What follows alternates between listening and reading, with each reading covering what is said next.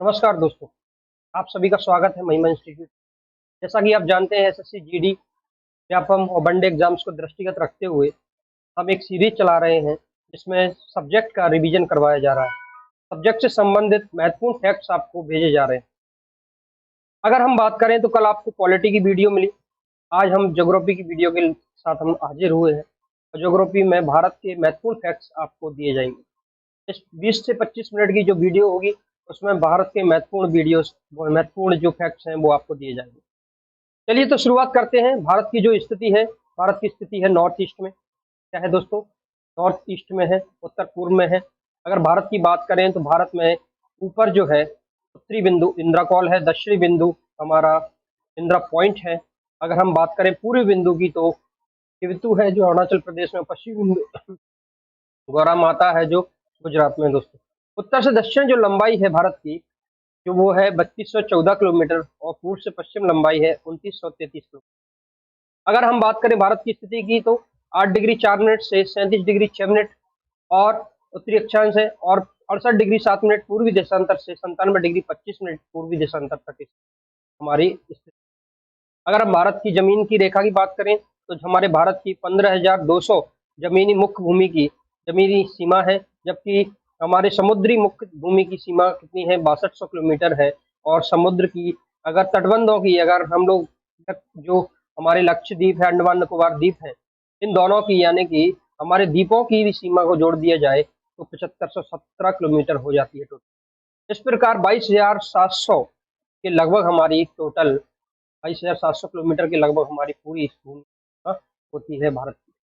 अगर हम बात करें तो मध्य भारत के मध्य से बीचों बीच से एक कर्क रेखा जो गुजर रही है, आपको नजर आ रही होगी, और ये कर्क रेखा 8 राज्यों से होकर गुजरती है। दोस्तों, कितने राज्यों से? 8 राज्यों से। एक है गुजरात, दूसरा है राजस्थान, तीसरा है मध्य प्रदेश, चौथा है छत्तीसगढ़, पांचवा है झारखंड, छठवा है पश्चिम बंगाल, सातवां है त्रिपुरा और आठवां है हमारा मिजोरम।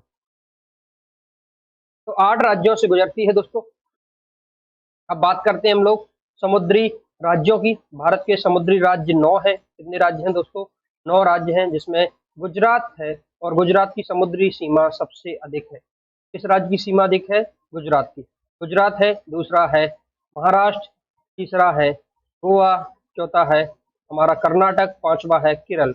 यानी कि पश्चिमी किनारे पर जो अरब सागर से मिलती है वो 5 राज्यों की सीमा लगती है। फिर छठवा हमारा तमिलनाडु आता है, ये बंगाल की खाड़ी सीमा से लगती है। साथ में इधर आंध्र प्रदेश आ जाता है, उड़ीसा आ जाता है और पश्चिम बंगाल आ जाता है। टोटल 9 राज्यों की सीमा समुद्र से हमारी लगती है। उसके बाद हम बात करते हैं आगे, तो भारत की सीमा किन किन देशों से लगती है? तो भारत की सीमा सबसे अधिक जिस देश से लगती है उसका नाम है बांग्लादेश। किसका है? बांग्लादेश। भारत की सीमा सबसे अधिक बांग्लादेश से लगती है, 4096 किलोमीटर सीमा लगती है। दूसरी बात और है कि हमारे चीन, पाकिस्तान, अफगानिस्तान, नेपाल, भूटान, म्यांमार, इन देशों से भी सीमा लगती है। यानी कि कितने देश हो गए? अफगानिस्तान, पाकिस्तान 2, तीसरा चाइना, चौथा नेपाल, पांचवा भूटान, छठवा बांग्लादेश, सातवां म्यांमार। 7 देशों से सीमा लगती है। हमारे दक्षिण में अगर यहाँ देखा जाए तो ये है श्रीलंका, और श्रीलंका और इसके बीच में, भारत के बीच में एक खाड़ी है जिसका नाम है पाक जल संधि। पाक जल संधि है जिसको अलग करती है श्रीलंका और भारत को। और अगर हम बात करें यहीं पर, यहाँ पर रामेश्वरम है। रामेश्वरम हमारा दक्षिण में स्थित है, रामेश्वरम, जो श्रीलंका और भारत के बीचों बीच है दोस्तों। अगर हम इसकी बात करें आगे तो यहाँ पर हमारा लक्षद्वीप है, लक्षद्वीप है इधर, और इसका एक द्वीप है मिनिकॉय। मिनिकॉय द्वीप से मालदीव देश अलग होता है 8 डिग्री चैनल से, और मिनिकॉय द्वीप और लक्षद्वीप को अलग करने वाला है 9 डिग्री चैनल। उसके बाद में 10 डिग्री चैनल किसको अलग करता है? अंडमान और निकोबार को। तो 8 डिग्री मिनिकॉय द्वीप और मालदीव को अलग करता है, 9 डिग्री चैनल मिनिकॉय द्वीप और लक्षद्वीप को अलग करता है, जबकि 10 डिग्री चैनल अंडमान और निकोबार द्वीप समूह को अलग करता है। ये तो हमारे सीमा हो गई। साथ में अगर हम बात करें कि 3 देशों से, 3 ओर से घिरा हुआ हमारा राज्य कौन सा है, तो ये है सिक्किम।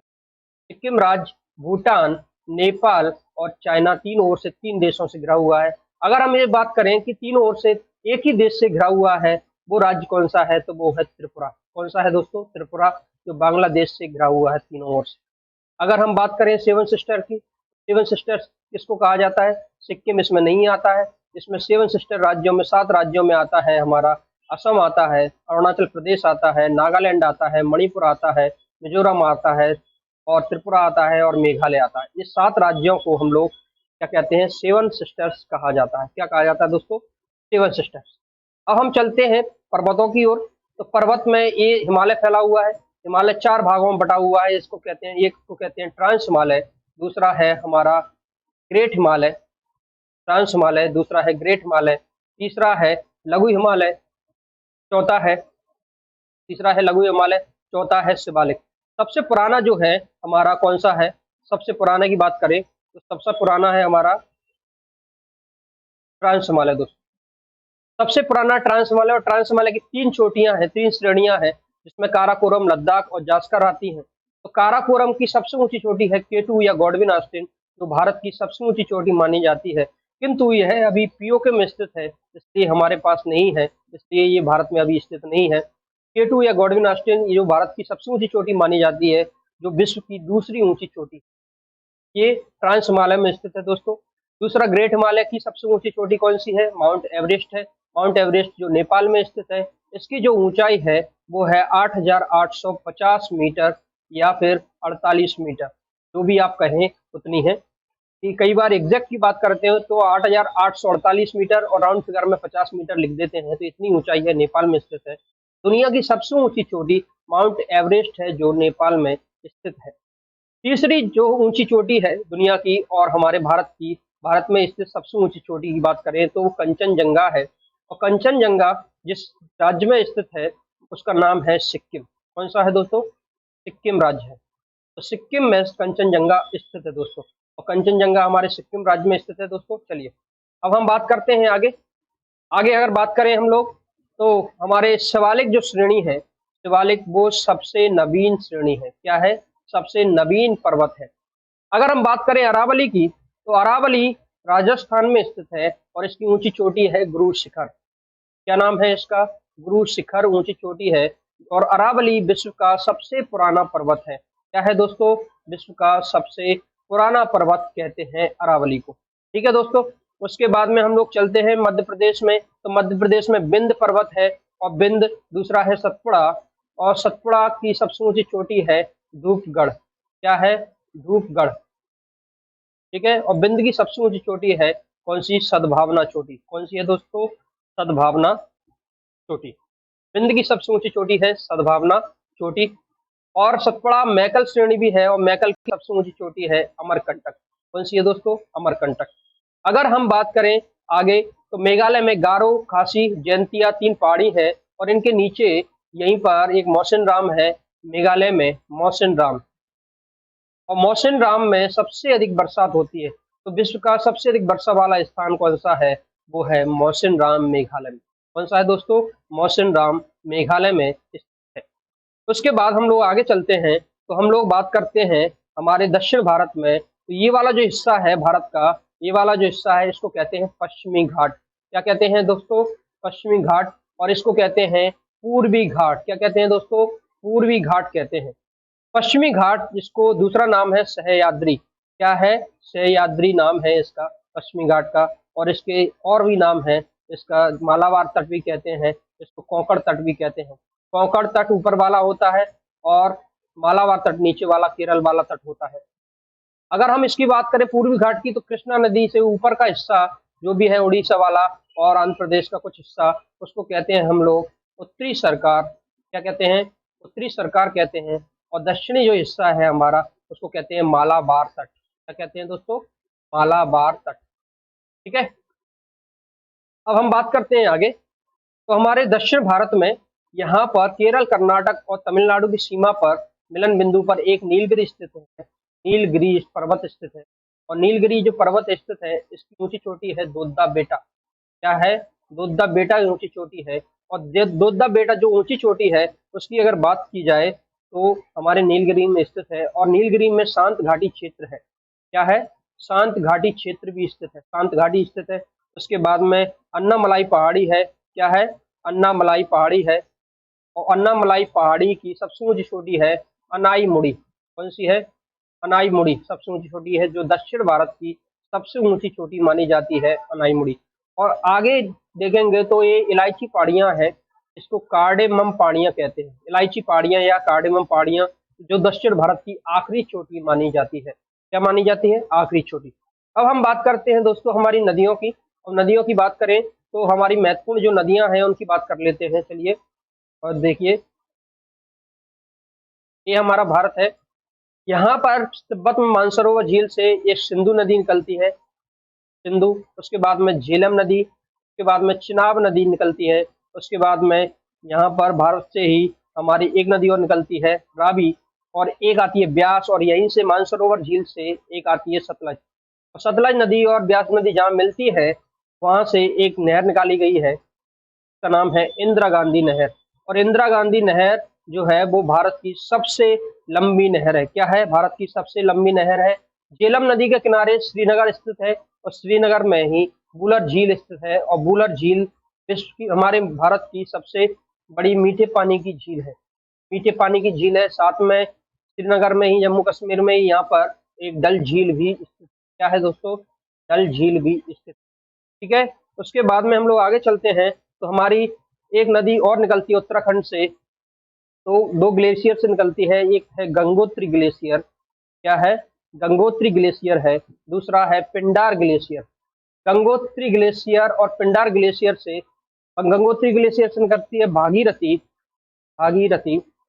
और पिंडार ग्लेशियर से निकलती है अलकनंदा। कौन सी है? अलकनंदा। ये दोनों मिल जाती हैं देवप्रयाग में, और देवप्रयाग में मिलने के बाद में ये गंगा कहलाती है।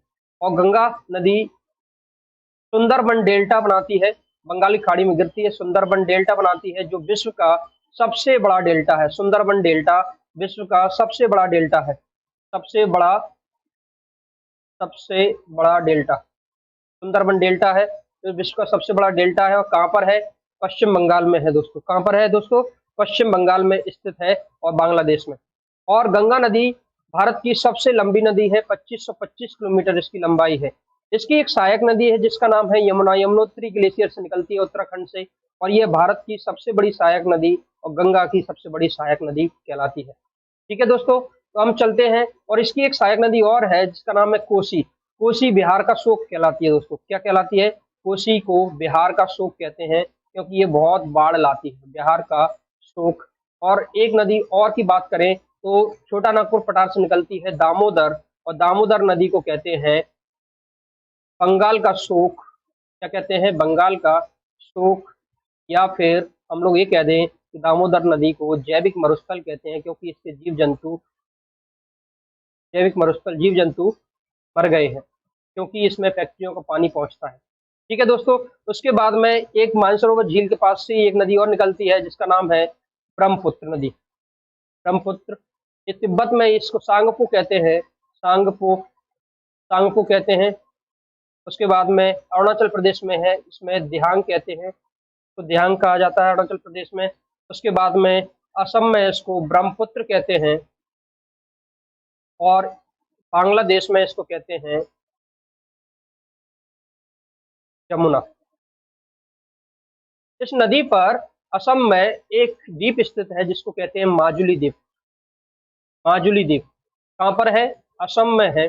और असम में जो माजुली द्वीप है, ये दुनिया का सबसे बड़ा नदी द्वीप है, दुनिया का सबसे बड़ा नदी द्वीप है, नदी द्वीप। ठीक है दोस्तों, दुनिया का सबसे बड़ा नदी द्वीप है माजुली द्वीप। ठीक है दोस्तों, दुनिया का सबसे बड़ा नदी द्वीप कौन सा है? माजुली द्वीप है। चलिए, अब हम आगे बढ़े। एक नदी और है जो मध्य प्रदेश से बहती हैं, दो नदियां पश्चिम की ओर बहती हैं, खंबात की खाड़ी में गिरती हैं दोनों नदियां। एक है नर्मदा और दूसरी है ताप्ती। नर्मदा और ताप्ती दोनों नदियां भ्रंश घाटी में बहती हैं दोस्तों। किसमें बहती हैं? भ्रंश घाटी में बहती हैं। नर्मदा मध्य प्रदेश की सबसे लंबी नदी है, और भ्रंश घाटी में ये दोनों नदियां बहती हैं। और हम बात करें तो ये डेल्टा का निर्माण नहीं करती, डेल्टा नहीं बनाती, एस्चुरी बनाती हैं। क्या बनाती हैं? एस्चुरी बनाती हैं। मध्य प्रदेश से एक नदी और बहती है जिसका नाम है माही नदी, और माही नदी दो बार कर्क रेखा को काटती है। क्या काटती है दोस्तों? 2 बार कर्क रेखा को काटती है। अगर हम बात करें नासिक से त्र्यंबकेश्वर से एक नदी निकलती है, इसका नाम है गोदावरी। गोदावरी नदी निकलती है, ये दक्षिण भारत की सबसे लंबी नदी है, सबसे लंबी नदी है। खंबात की खाड़ी में ये गिरती है। इसको दक्षिण की गंगा कहते हैं, दक्षिण की गंगा, या फिर बूढ़ी गंगा भी कहा जाता है। क्या कहा जाता है दोस्तों? बूढ़ी गंगा भी इसको कहा जाता है। दक्षिण भारत की सबसे लंबी नदी मानी जाती है। ठीक है। उसके बाद में कृष्णा नदी निकलती है। कृष्णा नदी जो है ये भी बंगाल की खाड़ी में गिरती है दोस्तों। और कृष्णा और गोदावरी का जो डेल्टा है वो बहुत उपजाऊ डेल्टा है, जिसमें बहुत अधिक उत्पादन होता है चावल वगैरह का। ठीक है। चलिए, फिर तीसरी नदी जो है वो है हमारी कावेरी, ब्रह्मगिरी पहाड़ियों से निकलती है। और ब्रह्मगिरी जो पहाड़ी है वो कहाँ पर है? वो है कर्नाटक में। अच्छा, कृष्णा नदी जो है महाबलेश्वर से निकलती है दोस्तों। चलिए, तो ये भी बंगाल की खाड़ी में गिरती है। ठीक है दोस्तों, कहाँ पर गिरती है? बंगाल की खाड़ी में, लेकिन इसको कहा जाता है दक्षिण भारत की गंगा, दक्षिण भारत की गंगा। और गोदावरी को क्या कहा गया था? दक्षिण की गंगा। ठीक है दोस्तों। चलिए, ये तो हमारी नदियां हो गई हैं। उसके बाद में हम लोग थोड़ा सा एक काम और कर लेते हैं कि हम लोग दर्रों को देख लेते हैं कि हमारे जम्मू एंड कश्मीर में कौन कौन से दर्रे हैं। जम्मू एंड कश्मीर में हमारे एक तो है जोजिला दर्रा, पीर पंजाल दर्रा और बनिहाल दर्रा। बनिहाल, पीर पंजाल, बनिहाल दर्रा है, ये सभी दर्रे हैं हमारे। ठीक है दोस्तों। उसके बाद में अगर हम हिमाचल प्रदेश की बात करें तो रोहतांग दर्रा, सिपकीला दर्रा, रोहतांग दर्रा, सिपकीला दर्रा, ये है हमारे। ठीक है। चलिए, उसके बाद में उत्तराखंड में, यूके में उत्तराखंड में कौन से हैं? मानाला, सांगला, नीटी पास और लिप्यू लेक। सिक्किम में कौन से दर्रे हैं? सिक्किम में है जलपला और नाथुला। ठीक है। और उसके बाद में हमारे अरुणाचल प्रदेश में है बॉमडिला, अरुणाचल प्रदेश, बॉमडिला, बॉमडिला और दिफू। ठीक है। उसके बाद में अगर हम महाराष्ट्र चले, महाराष्ट्र में 2 दर्रे हैं, हालघाट और भोरघाट, हालघाट और भोरघाट। और हमारे केरल में है एक पालघाट। कौन सा है? पालघाट, नीलगिरी और अन्नामलाई पहाड़ी के बीच में। ठीक है दोस्तों, अन्नामलाई पहाड़ी और नीलगिरी के बीच में है। तो ये हमारे दर्रे हो गए, कितने? हमारे सभी राज्यों के दर्रे हो गए दोस्तों। अब हम बात करें अगर हमारे झीलों की, तो झील में बूलर झील हमारी मीठे पानी की झील है जो जम्मू कश्मीर में है। खारे पानी की सबसे बड़ी जो झील है वो है हमारे चिल्का झील। कौन सी है दोस्तों? चिल्का झील जो है उड़ीसा में। कौन सी में है? उड़ीसा में है। उसके बाद में एक है लोकटक झील। कौन सी है? लोकटक झील जो है हमारी कहाँ पर? मणिपुर में। कहाँ पर है? मणिपुर। ठीक है। उसके बाद में एक है लोनार झील, लोनार, लोनार झील है। और लोनार झील जो है हमारे महाराष्ट्र में है। कहाँ पर है? महाराष्ट्र में। इसको क्रेटर झील भी कहा जाता है, क्रेटर झील कहा जाता है, क्रेटर झील। और हमारी लोनार झील या क्रेटर झील भी कहा जाता है। चलिए, उसके बाद में हम लोग और बात करें तो हमारे आंध्र प्रदेश और तमिलनाडु की सीमा पर एक झील है जिसका नाम है पुलिकट झील। कौन सी है दोस्तों? पुलिकट झील है। और पुलिकट झील के पास से हम लोग एक काम करते हैं, यहाँ से हमारा अंतरिक्ष स्टेशन है, यहाँ से हम लोग उपग्रहों को भेजते हैं जिसका नाम है श्रीहरिकोटा सतीश धवन, श्रीहरिकोटा सतीश धवन। ठीक है। चलिए, उसके बाद में एक और झील है जिसका नाम है चेलामू, का नाम है चेलामू, और ये है सिक्किम में। कहाँ पर है दोस्तों? सिक्किम। ठीक है। कहाँ पर है? सिक्किम में दोस्तों। कहाँ पर है? सिक्किम में। चलिए, उसके बाद में हम लोग बात करें तो बायोस्फीयर रिजर्व कितने हैं हमारे? हमारे पूरे भारत में बायोस्फीयर रिजर्व की संख्या है 18। कितनी है? 18। पहला जो बनाया गया था बायोस्फीयर रिजर्व वो बनाया गया था नीलगिरी, कौन सा बनाया गया था? नीलगिरी बनाया गया था। और इसमें ही शांत घाटी स्थित है दोस्तों नीलगिरी में, आप जानते ही है। नीलगिरी 1986 में। और अभी तक बायोस्फीयर रिजर्व की संख्या है कितनी? 18। अगर हम बात करें टाइगर रिजर्व की, तो टाइगर रिजर्व कितने हैं हमारे? 104 है। पूरे भारत में टाइगर रिजर्व कितने हैं? 104 है। चलिए, उसके बाद में हम लोग अगर बात करें आगे, तो हमारे ये तो हो गए। दूसरी बात यह है कि हमारा सबसे पहला राष्ट्रीय उद्यान कौन सा था? तो वो था जिम कॉर्बेट राष्ट्रीय उद्यान। कौन सा था? जिम कॉर्बेट राष्ट्रीय उद्यान। और ये कहाँ पर है? ये है उत्तराखंड में। कौन सा है? कहाँ पर है? उत्तराखंड में जिम कॉर्बेट राष्ट्रीय उद्यान। ठीक है दोस्तों, जिम कॉर्बेट राष्ट्रीय उद्यान, जिसको अब राजा जी के नाम से हम लोग जानते हैं। तो कैसा लगा दोस्तों? आज के लिए इतना ही काफ़ी है। तो आप लोग ज़रूर बताएं कैसा लगा। और आप लोग लगातार कमेंट करिए, लाइक करिए, सब्सक्राइब करिए चैनल को। और धन्यवाद। हम लोग फिर नई वीडियो के साथ मिलते हैं। Thank you.